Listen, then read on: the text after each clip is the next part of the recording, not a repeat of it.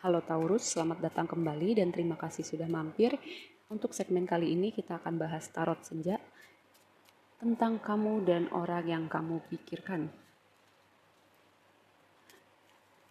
Dan apa yang kamu perlu tahu tentang hubungan ini, tentang situasi ini.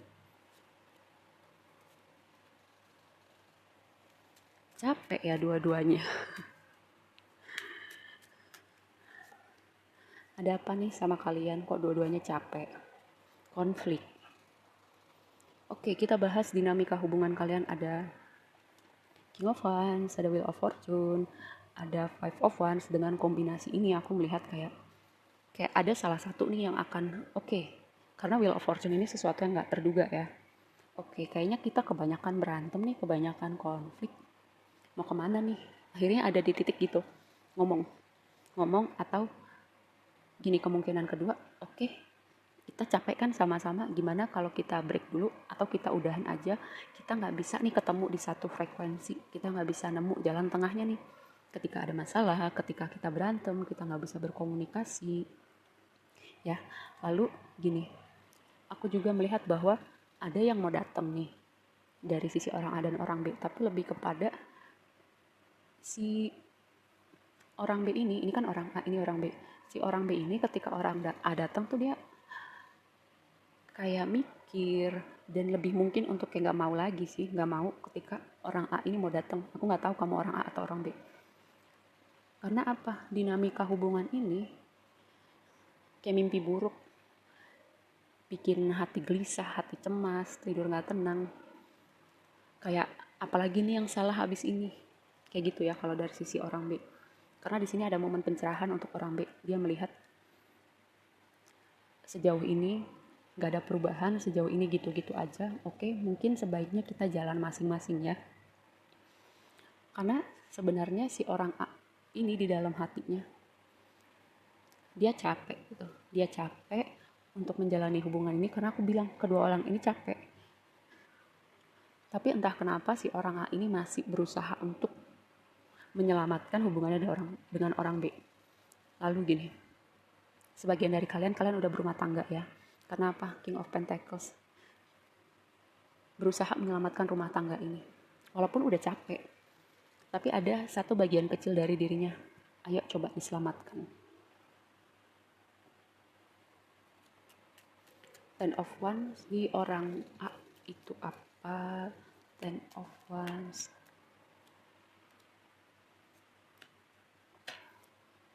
Ya kan? Ya kan? Kartu pernikahan, rumah tangga, stabilitas. Ada yang pergi meninggalkan rumah tangga ini. Tapi ini nggak berlaku buat semuanya ya, karena belum tentu kalian semuanya itu posisinya sekarang menikah atau berumah tangga.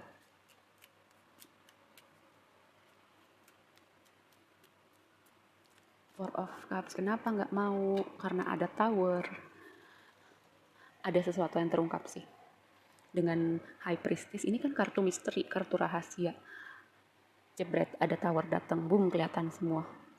Rahasia itu bukan selalu berarti ada kayak orang ketiga atau apa gitu, tapi lebih kepada tentang hubungan ini, kayak mungkin nggak disampaikan, mungkin nggak diomongin, dipikirnya nggak perlu lah diomongin, ngapain sih, akhirnya pas tahu jadi masalah. Bisa juga kayak mungkin dia punya masa lalu nggak dibahas ke orang B, terus pas ketahuan jadi masalah. Bisa ya, hal-hal semacam itu yang nggak disampaikan ketika ada dua orang nggak disampaikan, itu kan bisa jadi masalah karena kita nggak tahu hal kecil atau hal besar buat orang itu kan beda-beda.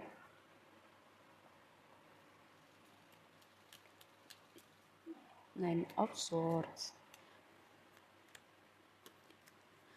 Si orang B ini dia sedih. Karena aku bilang dua orang ini sebenarnya sedih, sebenarnya capek. Tapi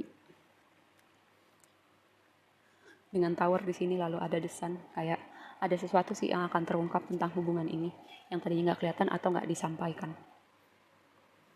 Dan untuk orang B ini khususnya, semesta akan intervensi untuk mengembalikan nih cahaya dalam kehidupannya dia, karena dari sisi orang B ini kayak lebih gelap ya vibe-nya gitu.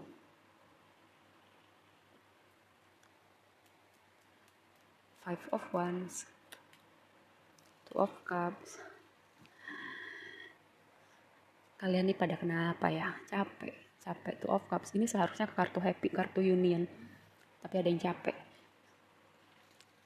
dengan dinamika ini, atau ketika dua orang ini sama-sama jalan masing-masing, lebih berhati-hati nih ketika ada orang baru mau dateng, kayak bener-bener nih pelan-pelan, oh aku pernah terluka sebelumnya, jadi aku lebih hati-hati supaya aku gak terluka lagi.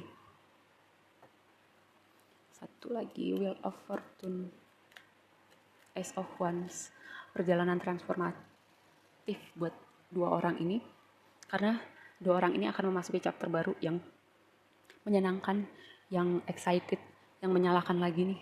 Kayak perlahan-lahan ada cahaya kehidupan lagi nih buat dua orang ini, terutama orang B ya. Dan perjalanan ini membawa dua orang ini untuk lebih fokus ke dirinya, menyayangi dirinya, juga bertransformasi, juga fokus ke karir, bisnis, pekerjaan. Dan ini sinyal yang bagus sih kalau fokusnya ke bisnis atau pekerjaan.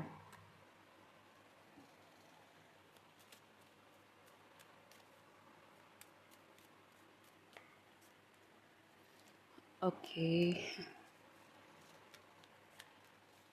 Attachment. Financial constraint. Oke, satu lagi faktor di hubungan ini adalah faktor finansial ya. Dalam hubungan ini mungkin pertengkaran kalian juga dipengaruhi dengan kondisi finansial. Bisa dimengerti karena pandemi ini juga berpengaruh ya. Ada yang diberhentikan, ada yang jam kerjanya dikurangin, ada yang mau nyari pekerjaan juga lebih sulit. Lalu di sini ada kontrak dari sisi orang A. Satu lagi ini juga mengkonfirmasi tentang ikatan pernikahan ya. Dan ini attachment. Dari sisi orang B, dia belajar tentang attachment, apakah dia udah belajar nih gimana secure, attachment yang secure. Kalau yang nggak sehat itu kan yang anxious, yang avoidant, seperti itu ya. Mungkin di sisi orang B ini lebih kepada attachmentnya itu anxious ya, karena di sini Nine of Swords ini juga bicara tentang anxiety.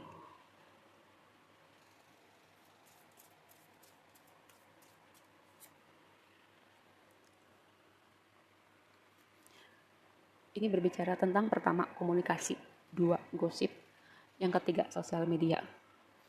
Kalau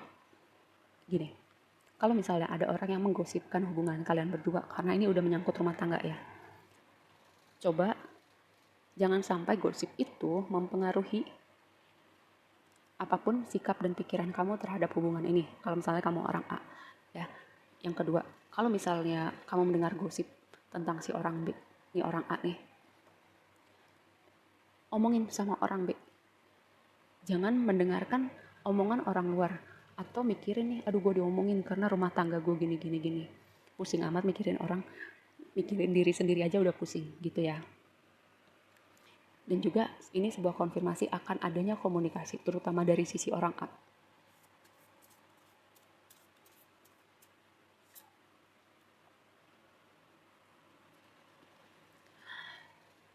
Orang B ini tadinya berpikir ya bahwa ini hubungan yang bisa untuk jangka panjang, kesatria berkuda putih, atau princess, queen, ya semacam itu. Ternyata badai-badai kehidupan itu menguji, dan dari sisi orang A dan orang B ini terguncang nih. Tinggal gimana ketika orang A ini mengkomunikasikan, apakah dua orang ini bisa bertahan lewat badai-badai kehidupan. Karena terutama di sini ada badai yang bernama finansial.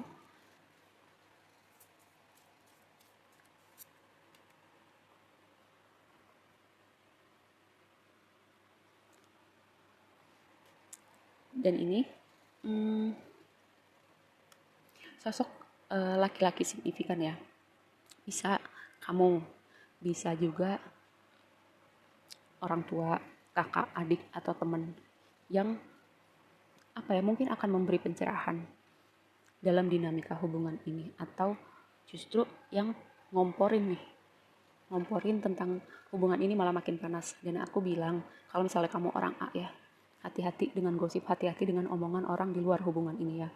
Kamu harus tahu benar-benar, kamu lihat nih, orang yang intensinya baik dan yang benar-benar ada buat kamu selama ini, atau orang yang cuman mau manas-manasin suasana ya. Oke, segitu aja dulu readingnya kali ini. Semoga bermanfaat dan sampai ketemu di reading berikutnya. Bye.